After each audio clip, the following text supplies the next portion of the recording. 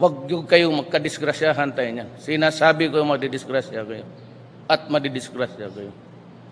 Hindi ako urong dito. And I said, I would stake my honor, my life, and even the presidency.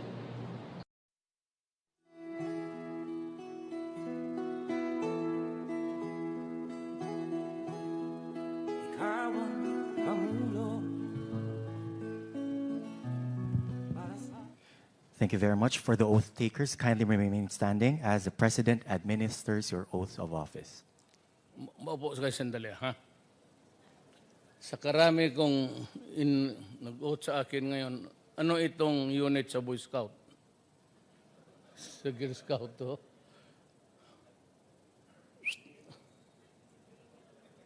Protocol, ano ito? Liga. Ayan, kasi nakita ko na si ano. Kayo yung pang-apat, yung malaman kung anong unit ba ito galing. Actually, I was a bit late because I was talking to a lot of military men. We are having some trouble, not really threatening ones, but trying to see what I can do to help everybody. At saka yung maya na lang isabi ko sa inyo. Probably if they'd allow me to talk just a few minutes, I'd tell you. Kindly stand up and let's have your oath of office. Raise whatever hand you like, but just follow me. I state your name. Having been elected to the position of, do hereby solemnly swear that I will well and faithfully discharge, to the best of my ability, the duties of my present position, and of all others I may hereafter hold under the Republic of the Philippines. That I will support and defend the Constitution of the Philippines, that I bear true faith and allegiance to the same, that I will obey the laws, legal orders, and decrees promulgated by the duly constituted authorities of the Republic of the Philippines, and that I impose this obligation upon myself voluntarily, without mental reservation or purpose of evasion. So help me God. Congratulations. I will time to shake your hands. May we invite the President for his message. Kindly sit down. Salamat. As usual, 2 pages. So I can finish this in about a minute and a half. Then you can have your merienda and I go home. Kung gusto niyo ganong kadali, pero wala naman sigurong typhoon, it's a little bit kind of a rainy day. Presidential Advisor for Political Affairs, Francis Tolentino. Si Tolentino is with me because I like the way he is, his character and everything. And if by chance he would run again for senator, you do well. Sa inyo, hindi sa amin. You do well if you get him as one of the senators. Mahusay magtrabaho. Mabait na tao. You have dealt with him. He's very soft-spoken and walang babae. Walang asawa eh. So, he has a very good persona. If you compare me to him, I would pale in comparison. Para akong pale pilsen. Our newly elected Liga and Barangay National Board Officers and National Chapter Presidents, distinguished guests, ladies and gentlemen. I wanted really to read But I said I could finish this in about, para namang nahiya rin ako sa inyo, no? Ganun na lang, patawag ko kayo dito. Tapos in about a minute and a half, I say my goodbyes. And I think, not really inappropriate, but something more of taste. Ganon. Bigyan mo naman konting partida. Now, you know that you govern the most basic unit in government, the barangay. And your word or words or collective voice or voices may have a long time and permanent and long-range effect on mga kasama ninyo. But one thing is very clear to me, that without the help, without the assistance, and with the active governance of barangay captains, municipal mayors, wala talaga. Walang mangyari dito. Prangkahan ko kayo. And remember my words. Remember this day na may dumaan dito na walang ibang sinabi kung hindi ito lang. As long as we are not able to impose law and order, magulo ang ating bayan. And for as long as corruption will not stop, I tell you, forget about dreaming a place for our children and their children in the years to come. We may not even be able to reach the economic level now of Malaysia and Indonesia. Ask me how many years? 7 to 10. Sa level nila ngayon. But at that time, to what level sila, where would they be? That's something I really cannot answer. But for the Philippines, just to have the roads and everything paved, and yung just like when you go to Indonesia, everything there is pati Malaysia. But let me also give you one little bit of caveat. Alam mo kasi yung Pilipino mahilig sa minsan siraan tayo, yung sa Pilipino noon number 2 tayo si Japan, then we became 3rd, 4th, 5th, and now 2nd to the last to Bangladesh o si Myanmar. Alam mo sa totoo lang, and I'd like to want this to repeat because I cannot get an audience as one with you. So I have to repeat it time and again. But maybe you can also explain to our people na actually, this is not entirely with sa kasalanan natin. Right after the war, everything was scrambling for money for rehabilitation and to rebuild one's country. We are part of it. We are part of the World War. Ang problema, ang Diyos, hindi siya masyado fair. Hindi ako galit sa Diyos. Naniniwala ako sa Diyos. Pero yung fairness, that God is fair, maybe a little bit, something is overstated there. Alam mo bakit? Merong mga bansa dito sa Southeast Asia na binigay na wala sa atin. And you know what? It's oil. Wala tayong oil. And oil is everything. You look around, pati itong kaharap kong mikropono, lahat papel, baso. These are products of machines and equipments. And those machines and equipments are run by energy, coal noon, bunker fuels, which is really oil and gasoline and everything. Wala tayo niyan. So sila, medyo mabilis ang kanila because they didn't have to buy it. So they could pave their highways and feeder roads, feeder routes and everything. I've been to Indonesia, Malaysia, motor lang, and you enjoy it because it's an endless road na yan that gives the pleasure of a nagmumotor. Yung walang katapusan na banking na pagkaroon sa bukid. Wala tayo niyan. Because we could not afford it. And it takes about almost a third of what we spend for the day moving the EDSA motor vehicles there and everywhere in the Philippines. Whether it's an airplane, a ship, or a motorcycle, lahat, it's all oil. Ano wala tayo niyan.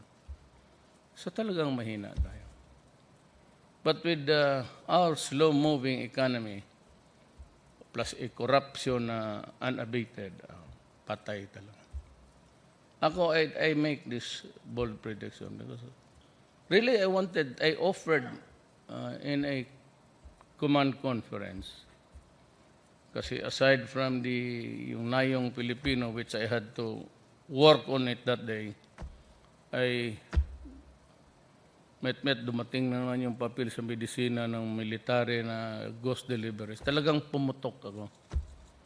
If this is what I expect from people like you guys, from Filipinos na sabi ko mag-resign na, you are not worth my toil. Sabi ko, ang buhos na binigay ko sa trabaho ko, I'd rather give it to somebody else, basta isang tao, if I can help. If I cannot help this country by cutting down on graft and pati yung indolence ng Pilipino. That's why I have this penchant of getting military guys. Kasi pag sila sinabi ko, gawain mo yan. It's not because I'm getting them because I'm afraid of them. I want to ingratiate myself to them. Far from it. I was elected as president by the people, not by the military, not by the police. I had my own mandate. Ang police, meron silang trabaho. It's defined by law. So does the military. So ang akin, bakit? Why? Because my orders are followed. And followed correctly. Pag sinabi ko na gawain mo yan, mamadalian, tapos sabi ko, walang korupsyon. Meron talaga, walang korupsyon. Be it in Marami, si General de Rosario, Boracay, si General Simato. They were all my friends because at one time or another, they all sojourned in Mindanao during their tour of duty before retirement. So yan sila ang nakukuha ko. I just conferred with the Bureau of Customs right now. Hindi yung sabihin mo I am not really desperate, that desperate sa bureaucracy. But sa bureaucracy, kailangan mo pa magdebate. And they will debate with you even. Just to get through what you want. Kaya na, uubos talaga ang pasensya ko. Tangin. Military kasi, pag sabi, huwag ka na magtanong, basta gawin mo. Gawa. Pagkatapos, if there's anything wrong, then we will answer. Ako naman for as long as the money. Gaya nitong COA, ito si Heidi, sumagot siya. I'd like to tell her, you know, when I was a prosecutor, fiscal ng Davao, city fiscal ako, assistant city fiscal, I was at the same time a special tanod bayan prosecutor. Nang wala pa naman itong ombudsman noon Tanod bayan pa yan. I was the one of the two. The other one was Judge Natates. But before he became a judge, he was a prosecutor somewhere in Zamboanga. And we used to prosecute cases originating from Mindanao, okay, for safety reasons or whatever, dito. Ano mo yung circular? I have seen in a matter of months, the same circular convicting itong mga in the provinces. Pagka sinabi ng mayor pirmahan mo, pipirmahan niya ng treasurer pati auditor. But when the bomb ticks off, ay, ang mga mayor, mga gobernador, wala na. Ang maiwan yung walang, when I consider them there, mga kilala ko pa, what are you here for, pamasahe lang pag-uwi. They are in Barong in tatters. Yun ang ibig kong sabihin. Hindi niya ako malikturan niya because I was ahead of her by a mile dyan sa understanding the nitty-gritty sa... minsan yung circular. You convict a person by a circular. Not even by a law. It's a violation of circular. A circular, what is its dimension? That it reach the level of both the national and local? Umaabot ba sa atin niya pagsabi sa demanda ng circular? Kaya yun ang ano ko. I was speaking of the people who cannot defend themselves properly. I was not criticizing. So yung doon sa Benguet, sabi nitong because they have to comply with certain regulations, sabi ko, to hell with COA. Do not listen to them. Just do what I'm telling you to do. I will answer them. Basta dumating lang yung pagkain, yung every peso was spent for the food and anything that is kailangan ng tao. Ako na ang magsagot dyan. Ako na mismo. Just like the military. You just do your duty. Pag nasabit kayo, I will answer for it. Do not bother to worry about anything. Yan ang trabaho ng presidente. So I'd like to address myself to you. Yung mga barangay captains, they are the basic.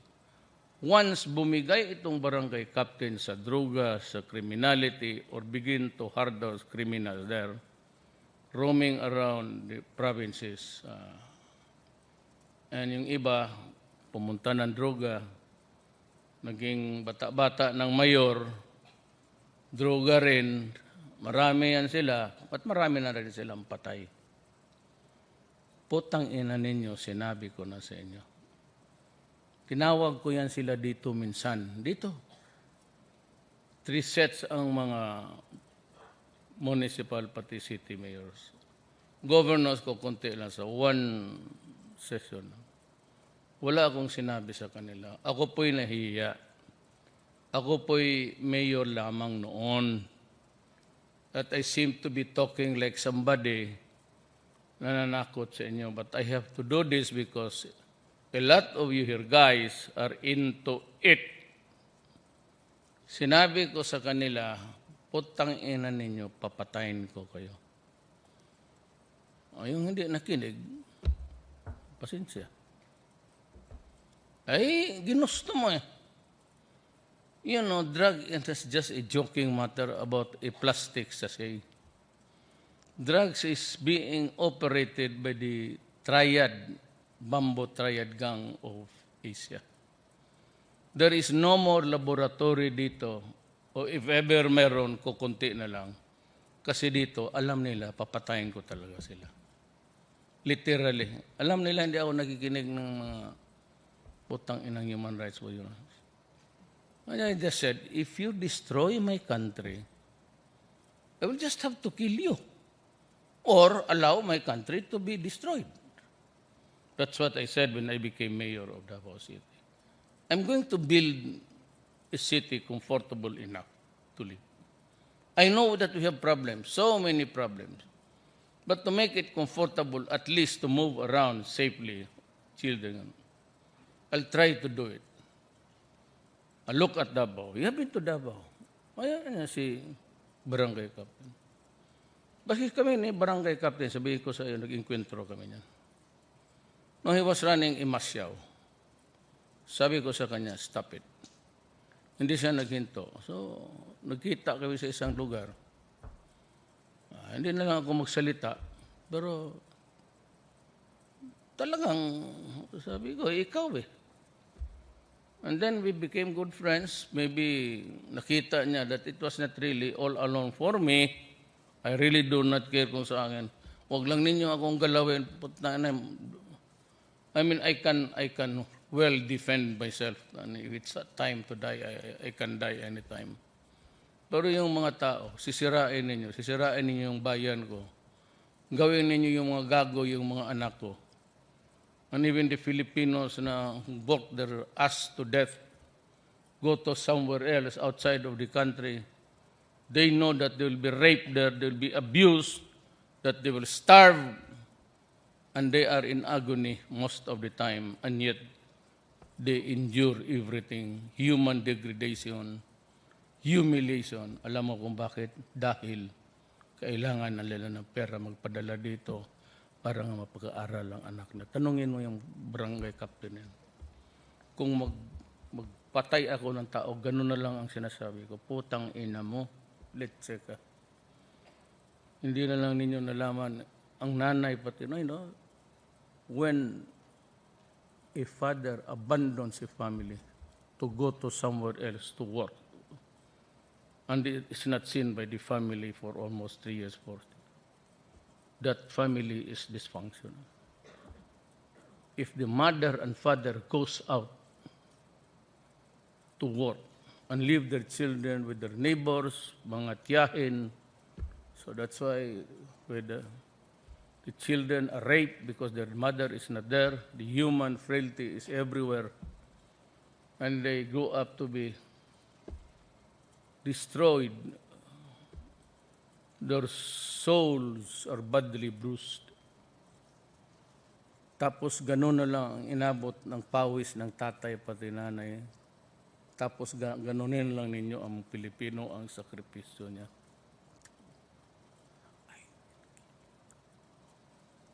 Kung hindi makagantihan sila para sarili na ako, I will exact justice for them. Manawala, matakot dyan ako sa...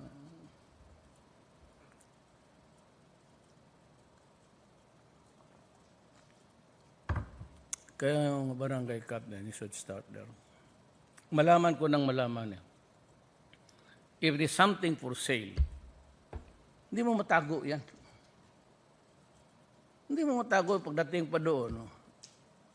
And the most vain of all vain is mga pera ilagay pa parang wallpaper. Tag 500 gawain mong wallpaper. Such an obscene. Gano'n na lang ang ginawa sa mga putang ina dahil sobra-sobra yung pera. Ginagawa na ng wallpaper. Lahat mga tao dyan sa Usamis, pinapatay. Ay, pati police, pinapatay. When he started killing the police and the military, so it's about time that you should be stopped. And I will stop you. And so with the other mayor. Akala kasi nitong mga ulol na to, they get the armor of invincibility because you hold the position. Well, I'd like to tell everybody, hindi kayo. Matino kayo. Hindi naman kayo manalong. That no amount of congressman ka, governor ka, mayor ka, do not fuck it. Because you lose. Ako yan lang ang ano. And, by the way, what did I promise you? During the last election, and maybe during the debates, presidential debate, anong sinabi ko? I knew that there was a time limit. I said I've been doing trial work since about 10 years ago, for 10 years also. It's always a time constraint. So alam ko, hindi talaga ako matatapos, bigyan mo ako ng minute and 30 seconds. Yung mga ganong kalukuhan yan, for the greater glory yan sa mga networks, just to make money out of the advertisement. And you would no problem would notice it that every time there's an intermission, wala akong side mga advertisement because I could not afford it. And yet I won, but that's another story.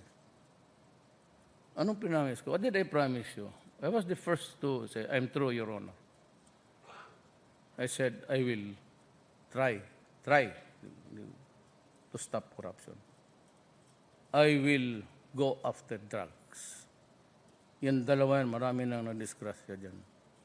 Yeah, the latest was a military general. Then, sabi ko, I will not tinker with the finances of the state. walang papeles na dumadating sa akin dito sa Malacañang o sa bahay ko doon sa across the river. Walang transaksyon ng MRT, LRT, reclamation, airport. It does not reach my table. It begins and ends with the cabinet member. Magtanong kayo ng cabinet member, I have not called anyone since I became president. Telepono? Hintay ko ngayon, patawag ko kayo, dito tayo mag-usap. I never use the telephone. Karamihan, if at all, if there is something, hindi naman derogatory, but more of hindering offensive, again, the word inappropriate, mga kausap ko, puro babae yan. Totoo lang. Honestly, if there's a recording, they can go and open it up.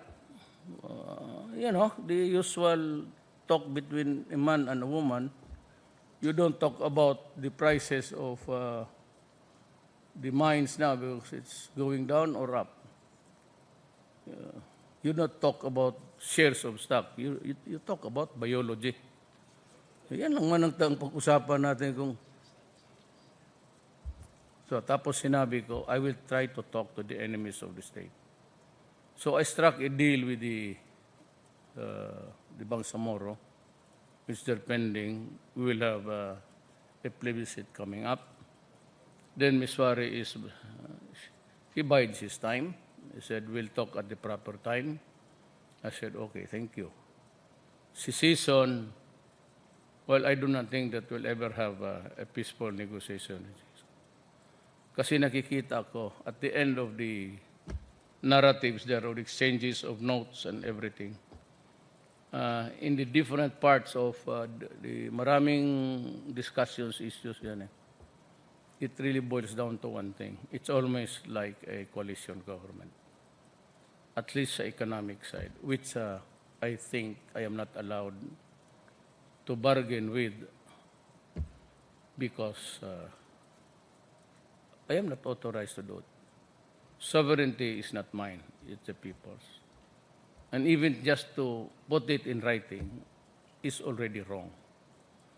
Sovereignty can be, well, that is if we intend to rebuild a new political structure and put it in abeyance, that could perhaps be possible. But kung sabihin mo, for me to do it in a very exploratory way, that is already a violation. I don't think I can do it. And I said, we'll just build and build at my time kung anong abutin ng pera. EDSA, sinabi ko sa inyo, I'll try. So, ang hiningi ko noon, I would be given emergency powers. Emergency powers simply means that you can buy anything without a bidding. And it was given to Marcos and Cory during their time about the energy. Itong EDSA, I cannot repair it with saliva. I need to spend. I need to have money. But noon pa lang, in the early days of my administration, when it was floated around, I was informed that most of Congress were not members. Ayaw nila kasi malaki daw yung pera, baka mapunta ng graft on corruption. Well, instead of calling me or calling my representative or coming here to talk with me, what are the institutions that you'll be borrowing from? Magkano ba ang dama? At what is this phase? What are the phases? Second, first. Ano ba? Baka maubos ng corruption. Kaya sabi ko, it's okay. I don't need it. Let EDSA remain as it is for the next 20 years. Don't bother. Rather than, casting aspersion, maybe not, siguro ako, but kung ganon ang pagkaintindi ninyo, wag na. What for? There's always the hanging suspicion that I am there for the money. Huwag na lang. Hayaan mo, wala tayong magawa. So as a matter of fact, there are many proposals. I do not know when will they materialize. But I just want to finish my term. Kung maano-improve ko lang itong graft and corruption, pati law and order, okay na yan. That would be a good start. It cannot be the beginning. It cannot also be an end. But at least it's a good start somewhere. So yan ang maiwan ko sa iyo. Kayong mga basic, kayo pa ng mga barangay captains, remember this, I said I was once a tanod bayan prosecutor. Di ba magpirma kayo sa completion projects? You are asked to sign. Okay? Bantay kayo dyan, ha? Kasi pag nakapirma ka dyan, na okay yon, may clearance which says that the project is okay, and that is really what it means legally, may sabit ka rin dyan. So just be careful. Kung permahan mo lang naman, see to it that it is done properly. When it's not, better say, no, I'm not ready to face any. Masisira lang pagkatao ko dyan. How many? So how much do you want to give me? If you what? 5,000? 500,000? Ay kung gusto mo pang, alam ko dito may gusto pang tumaas eh. It's your turn now. We are a passing generation. Yung kabats ko, itong mga cabinet members ko, which are my dorm mates, puro probinsyano yan lahat. At karamihan dyan mga Ilocano na mga ex-military men. Because ang ating military, ang karamihan, Ilonggo pati Ilocano. Yan ang tigas na warlike dito.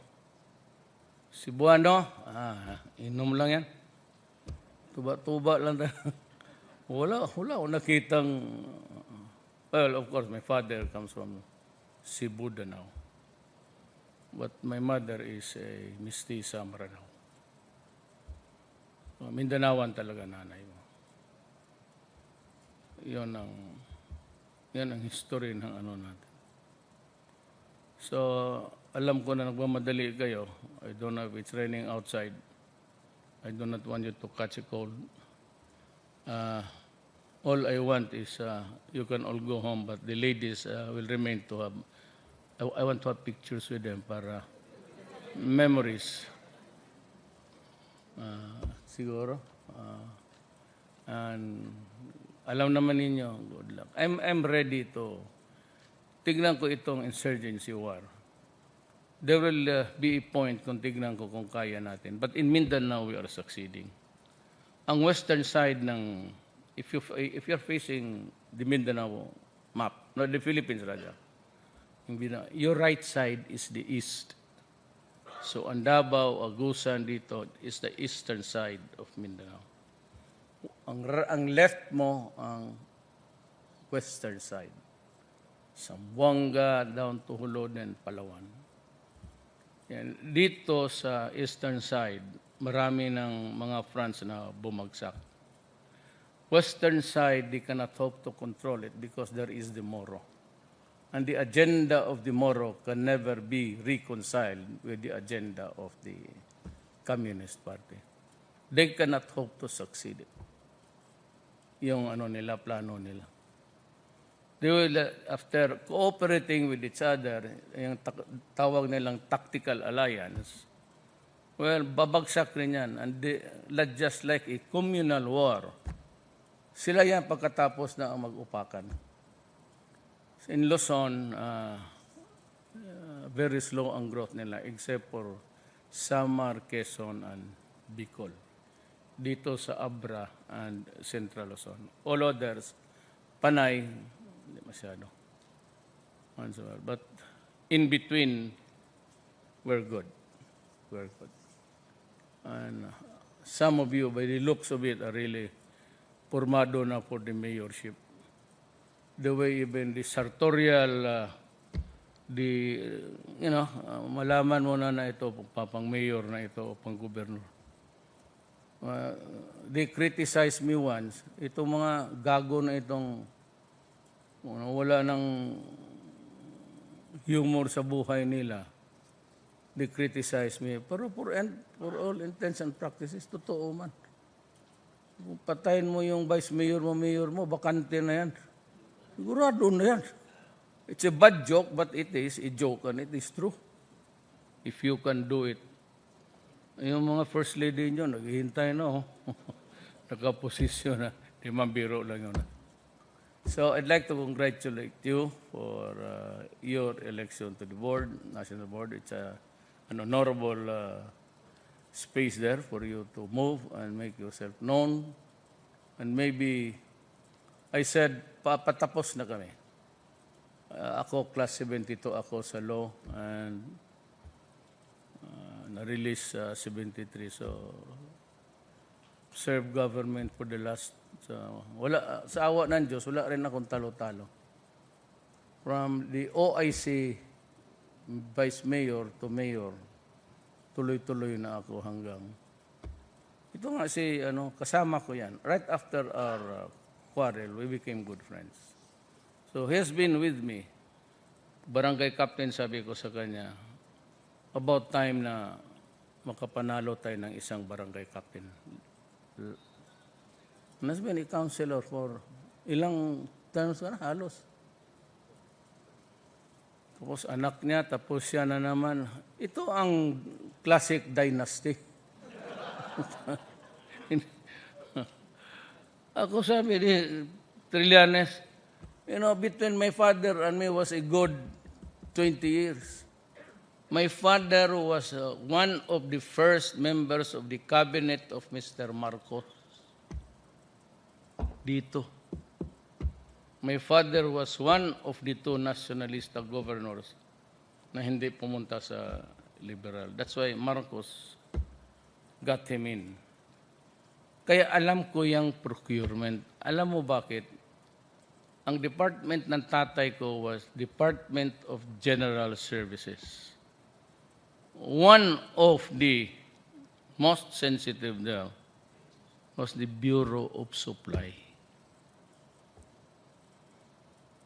Kaya alam ko, ang tinuro ni Marcos, which I'm going to implement, I'm just, as I said, waiting for the retirement of some of the military guys. Mag-canvas lang kayo. Canvas lang man. Because there is always the international pricing. You cannot sell a can of sardines as much as you sell a can of beef. Meron talaga yan, international pricing. So all you have, what I do is to just keep watch. If you're going to buy, ang problema dito, kasi alam ko yung mga lemon units, yung nasisira ka agad. So I want to exclude them, but that you cannot do it in a free market. So sabihin ko talaga, then I would explain, it must last between 5 to 7 years. And iilan lang yan. This is no free advertisement, but Mayor, ang police ko doon, it's either Toyota or Isuzu. And it lasts until my daughter even. She's on her second set. Andiyan pa yung man. So malaman ko kasi kung magbili ka ng lemon, i-disapprove ko ta. Sabihin ko talaga tingnan mo yung mga police yung Mahindra. Sira, wala. O bumili ka ng Isuzu, maybe Ford or Toyota. It will last forever. Ang sekreto lang dyan is maintenance. If it is maintained correctly, pag hindi pagka yung hubog na pulis, ibangga niya, ipapukpok mo yung yupi ng sasakyan, pati yung ulo ng pulis, ishali mo na. Tangina. Kaya gano'n yung kami, tawag yan. 1 week pa lang, binunggo no ng ulol. Pulis kasi lasing. Balik raw sa kasa. Nagawag doon sa talyer lang. Isali mo na yung ulo ng pulis dyan sa tangina ng buisit. Well, anyway, he said, I'd like to thank the relatives, maybe the wives.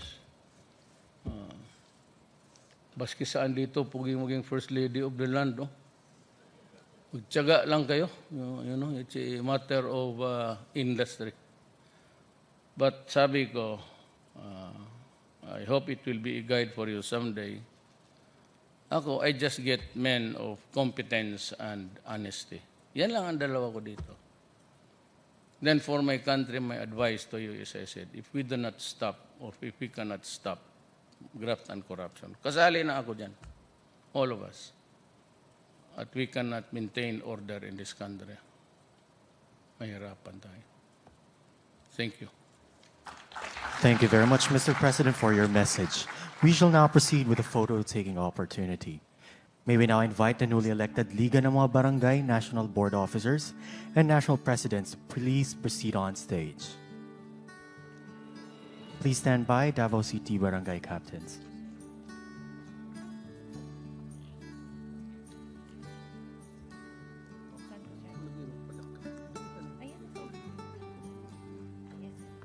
Sige.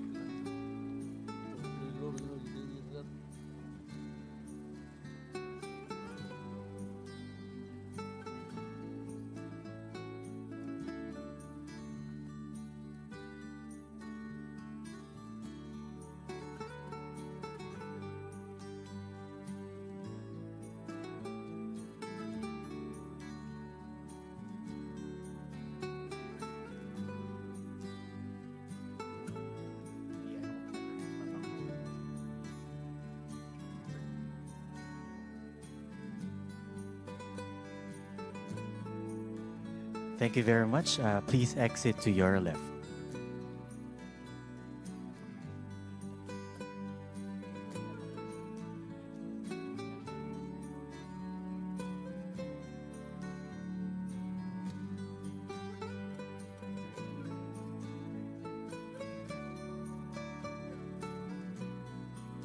Second batch, please prepare.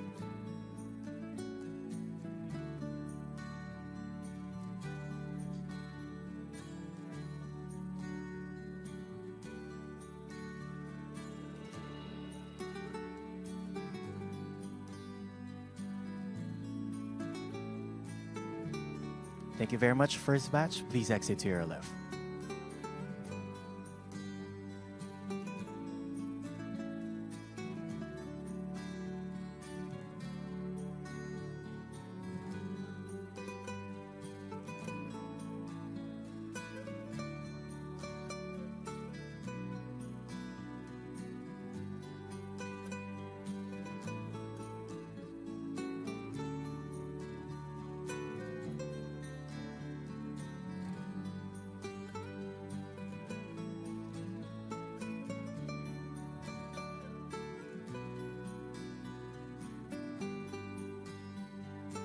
Thank you very much. May we please ask our officials to kindly exit to your left.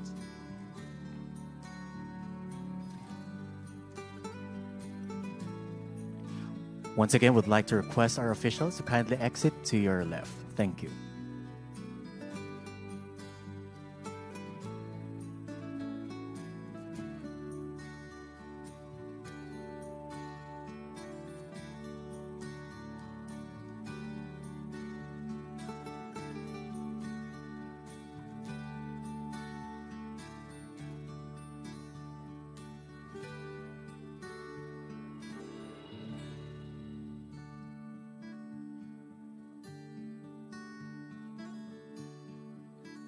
Thank you very much, Mr. President. Ladies and gentlemen, that concludes our oath-taking ceremony this afternoon.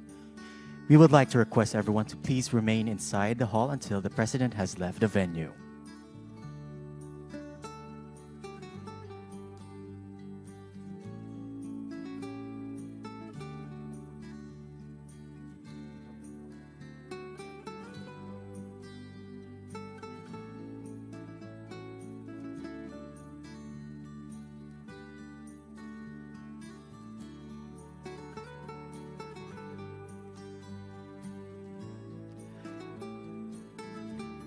Meanwhile, we would like to invite our guests to partake of the refreshments located at the side of the hall.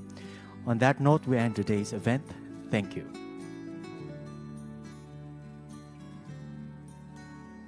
Once again, thank you very much, Mr. President.